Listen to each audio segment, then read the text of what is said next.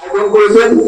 আমি একজন কৃষক নেতা হিসাবে, কৃষকদের নিয়ে কাজ করার নেতা হিসাবে আমি সকলকে আন্তরিক অভিনন্দন এবং মোবারকবাদ জানাই।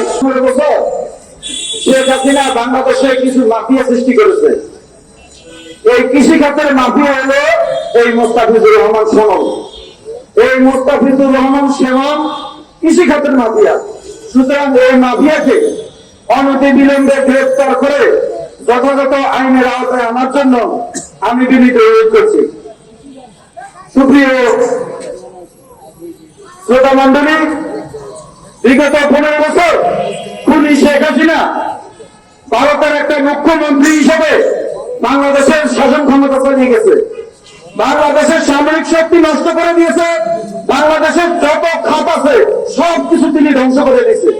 শুধুমাত্র জিয়া পরিবার এবং খালেদা জিয়া সহ সকল রাজনৈতিক নেতৃবৃন্দকে উনি যে চরম নির্যাতন করেছে সেটা আপনারা বাংলাদেশের একটা উজ্জ্বল দৃষ্টান্ত।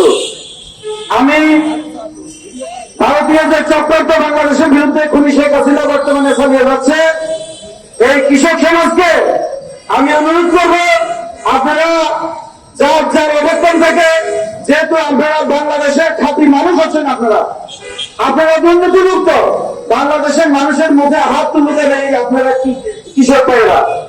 তাই এই কৃষক এবং কৃষক বাঁচাও আন্দোলনের নেতৃবৃন্দের মাধ্যমে আমি বাংলাদেশের সকল শ্রেণী দেশের মানুষকে আহ্বান করব, আমাদের কাছে যেহেতু দেশ বড়, আওয়ামী লীগের কাছে ভারত বড়।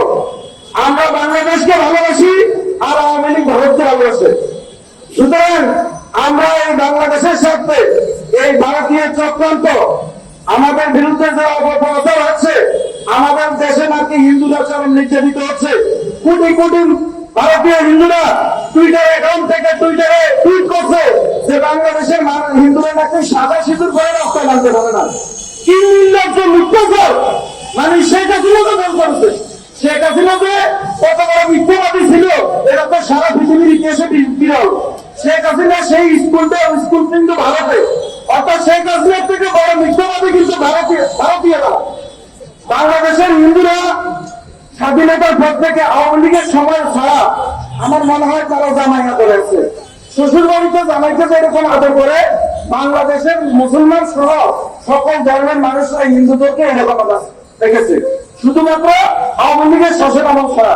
আপনি দেখেন হিন্দুদের যত ঘর বাড়ি আছে, যত প্রতিষ্ঠান আছে, শতকরা 99% প্রতিষ্ঠান, ঘর বাড়ি, জায়গা জমিন কিন্তু আওয়ামী লীগের দখলে। অথচ ভারত এবং তথাকথিত আওয়ামী তত্ত্ব সন্ত্রাসীরা বিভিন্ন রাজনৈতিক দলের নামে অপপ্রচার চালাচ্ছে যে তারা নাকি এগুলা দখল করছে। আমি ভারতীয় মিডিয়াকে বলতে চাই, আমরা বাংলাদেশের মানুষ, আমরা ভারতের গোলামি করার জন্য আমাদের জন্ম হয়নি। আমরা সেই প্রাচীন আমল থেকে আপনার দেখেন আমরা স্বাধীন চেতা, যারা আমাদেরকে নির্যাতন করতে এসেছে, আমাদের গলা টিভি দেখতে চেয়েছে, বাংলাদেশের মানুষ কখনো পরাধীন থাকতে চায়নি। আমরা খুনি শেখ হাসিনাকে যে ছাত্র জনতা, যে ছাত্রদের নেতৃত্বে আমরা স্বাধীন বাংলাদেশ পেয়েছি, আমি ব্যক্তিগত পক্ষ থেকে